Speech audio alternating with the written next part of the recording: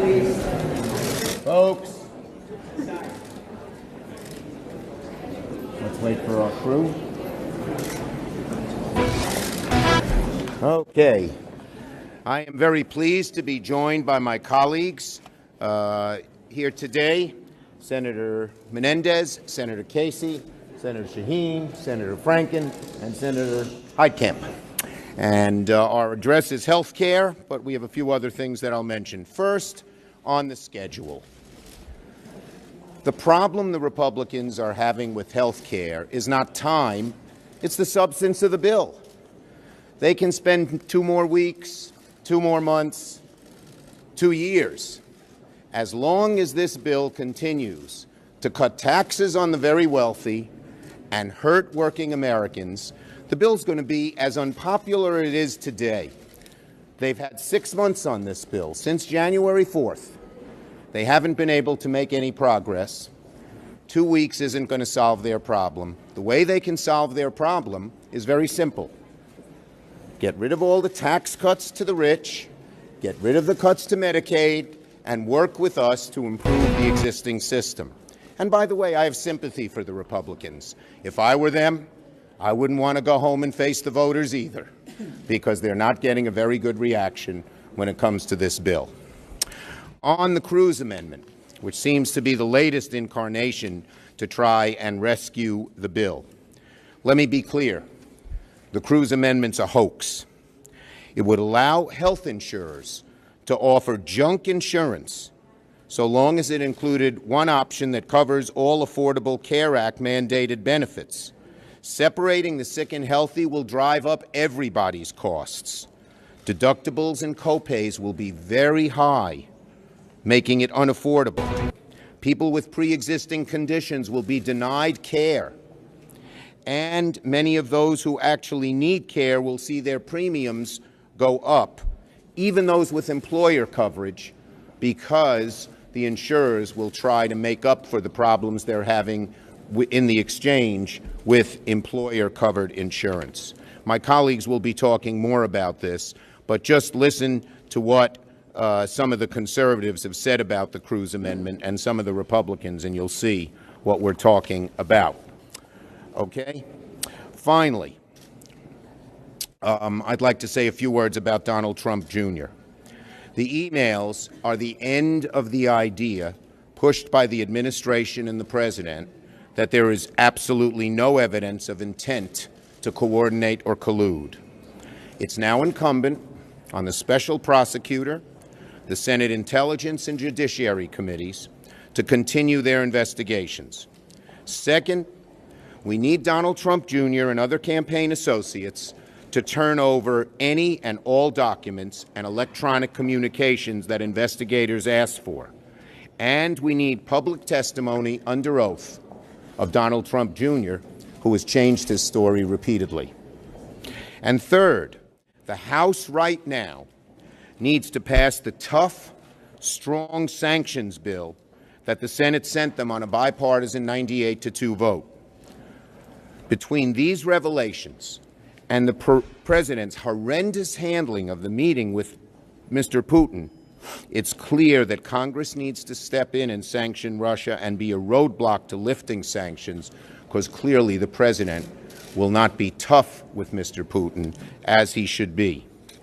At every single turn, House Republicans have come up with excuses to avoid moving forward on a Russia sanctions bill.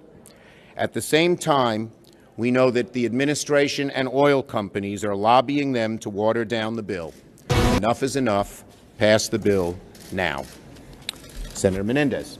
Thank you, Mr. Leader. The problem with the Better Care Act is it isn't better care. It's worse. Tweak after tweak, millions of Americans continue to lose their insurance under their plan, and everyone else pays more for less. Now, freedom is a concept that we all cherish, but freedom to buy junk insurance and drive everybody else costs to the point that it is exorbitant and you can't afford it, that's not freedom. Freedom from fear that if I get sick at the end of the day, I'll have the insurance that can help make me well again, that's real freedom. And that's what we attempted to do in the Affordable Care Act. I sit on the Senate Finance Committee. I was there when we created the Affordable Care Act. I'm proud that 9 out of 10 Americans now have health insurance as a result of our work. But for not one moment did I or any of my Democratic colleagues on the committee or in our caucus ever believe that there isn't more work to do, work to drive down premiums, to create better results, to deal with the challenges of long-term care and end-of-life care.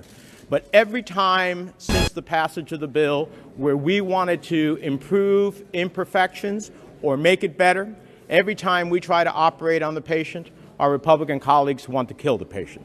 We can't move forward by going backward.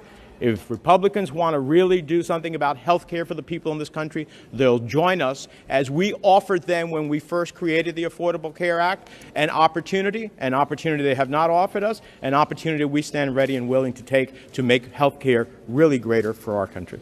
Thank you, Bob. Senator Bob also. Casey. Thanks very much. 3 quick points. One on the development that's arisen in the last couple of days on the Cruz amendment or the Cruz policy. Look, I think it's very simple to explain it. It's an extreme step in an already far too extreme bill. And if all you care about 150 million plus Americans with employer-sponsored coverage, if all you care about is that coverage, you better pay very close attention to the attempt by Republicans to take away protections that you've had. That doesn't, of course, include people beyond that category, but maybe especially if you worry about those protections. Secondly, when I was home, I visited 10 counties. 9 out of those 10 counties where we went to schools to talk about the cuts to Medicaid and the impact on kids with disabilities in those school systems. We went to senior centers, rural hospitals, all kinds of different places. 9 out of those 10 counties Donald Trump carried very easily. And I saw and heard in those counties very high degree of concern about the bill. And I think maybe the best recent summary was captured in a headline in the Post just yesterday. This was a story written by someone from the Kaiser Health News. GOP health care bill will leave millions of kids with special needs at risk. All of the assertions by Republicans that somehow they're going to wall off or protect kids with special needs is totally debunked in this news article. And it's not an op-ed. It was on page 3. It's an analysis of the Republican bill just as it relates to kids with disabilities. Basically says maybe 1.2 million of the 4 to 5 million kids in that category are protected. All the rest, 4 million plus, are, to use the headline word, 2 words, are at risk. This is an extreme, obnoxious, obscene bill, and we should stop it. Senator Shaheen. Thank you. You know, I don't often correct my Democratic leader, but I have to do that today because he made a minor error. Because our Republican colleagues haven't just had 6 months to put together a health care bill. They've had 7 years and 6 months. And the Cruz amendment is not the answer. It would roll back protections for people with pre-existing conditions. It would cost more for consumers. The fact is, we could fix the uncertainty in the marketplace today if we work together. That's what the American people want us to do. One of the things we know we need to do is to address the cost-sharing payments that go out to help people afford health insurance. This administration has created chaos in the marketplace by refusing to say they're going to commit to paying those payments, and we've had insurance carriers say that's why they're leaving certain markets, because they can't count on those payments. Well, I have legislation that would ensure that those payments are made. If we were willing to work together, we could do that this week. We could address that uncertainty, and we can make sure that the American people have access to health insurance in those markets. And Jean asked for unanimous consent to move that last week on the floor, and may do it again. Great. Thank you, Jean. Thank you, Chuck. Ultimately, this is all about individuals, people's health.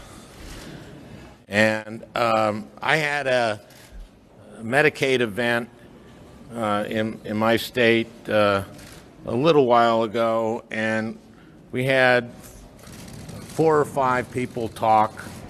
One of them named Brandon. Brandon was born 15 weeks early. He weighed a little bit, weighed about a pound and a half, and he was taken to the Mayo Clinic. He was born in the Twin Cities, and Mayo said, we can't handle him. We can't save his life. And they sent him back to Minneapolis to Gillette Children's Hospital, where they did save his life. And his parents were told the first day is going to be about $1 million. And he was born with hydrocephalus. He had water in his brain. He cerebral palsy. He spoke at this event. He's 17. I actually don't worry about him because this is one of the most resilient kids I've ever met. But he wouldn't be here without Medicaid. He had a walker. He has gotten 37 surgeries since he was born.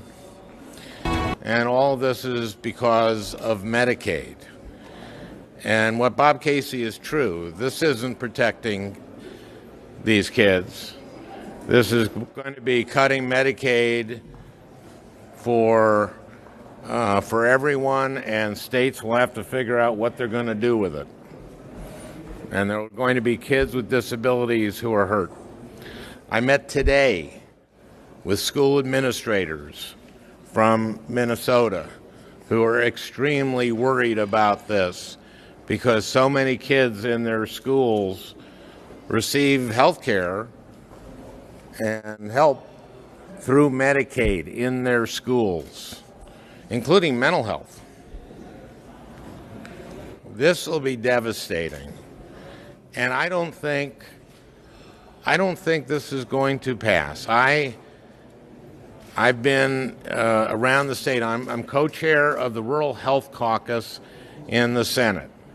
In Perham, Minnesota, a rural area that I'm sure went for Trump. I didn't look at the numbers, but I know my state well enough. There was a woman at this round table who was crying because her mother receives home health care. And she said, if this goes through, she'll lose that. That's through Medicaid. And both my husband and I work, and we don't know what we're going to do with my mom. This is a cruel, cruel bill. And the Cruz bill, what that does is, for very healthy people, they'll be able to buy a cheaper plan. Insurance companies will be able to write these junk policies. Some of them will be health savings accounts, and it'll be catastrophic, and it'll work for them. But man, what this does for people with pre-existing conditions, we're right back where we started. Gene is right. Every one of my colleagues is right. Once the Republicans get done with this, I hope they can come and work with us, work together to strengthen the exchanges, which we can do the way Gene was talking about, and then address the high cost of pharmaceutical drugs. I have a comprehensive bill to do that. That's what we should be doing. That's what we should have been doing all along. Thank you, Al. Heidi. Senator Heitkamp. Thanks, Al. You might have noticed people in America are mad. And I'll tell you why they're mad. They're mad because they're scared. They're scared that their mothers in nursing homes won't get the care. They're scared that their children with disabilities will be wards of the state because they won't, as a family, be able to afford to take care of them.